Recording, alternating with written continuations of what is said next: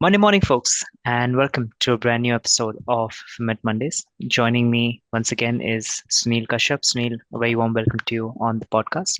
We were at the India Gold Conference last weekend rather, and it was, I would say, a very exciting opportunity to meet a lot of the leaders in the industry and a lot of our participants as well.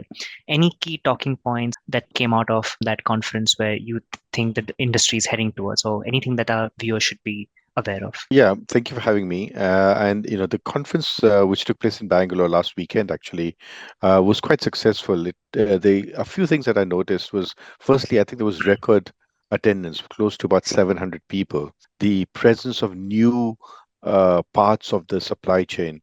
There seem to be many more bullion traders from across the country, lots from Chennai, even from Delhi.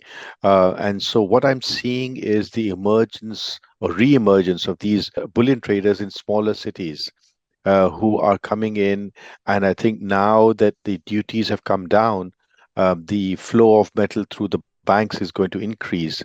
And so as the gold goes through the banks, it'll get distributed across the country through all the major cities. And so the bullion traders in these cities, be it Madurai or Vizag or Surat, these traders are going to come more in the fore, and you could see them very prominently there.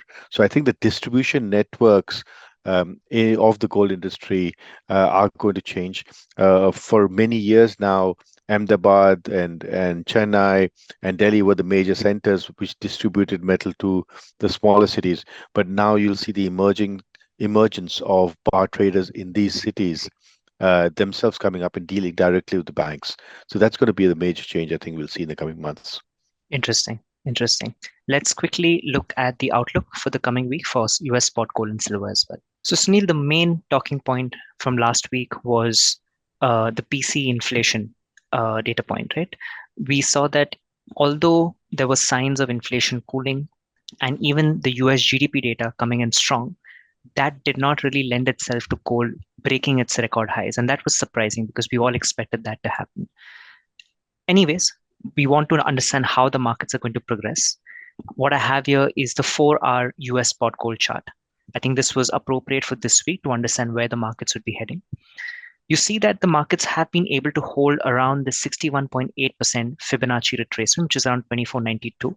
This has been one key level to watch out for. And then you also have a major support here at the 38.2% at 2468 as well. Now, this is interesting that you see the prices holding in this range between 2532 and 2492, but you see the strength of the bullish momentum actually declining over this entire time range as well. So these high prices or these closer to high prices are also seeing a weaker momentum as time has progressed. And this is something to watch out for.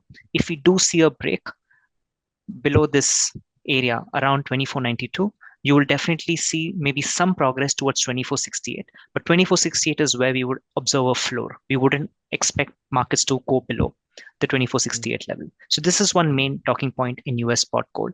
Obviously, on the upside, we know that 2532 resistance is the level to break.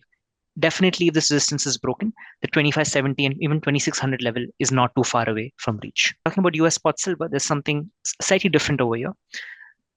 If I look at the MACD, you've seen that the MACD line has broken below the zero line and is trending below the signal line, which is a bearish indicator, an indication of some bearish movement.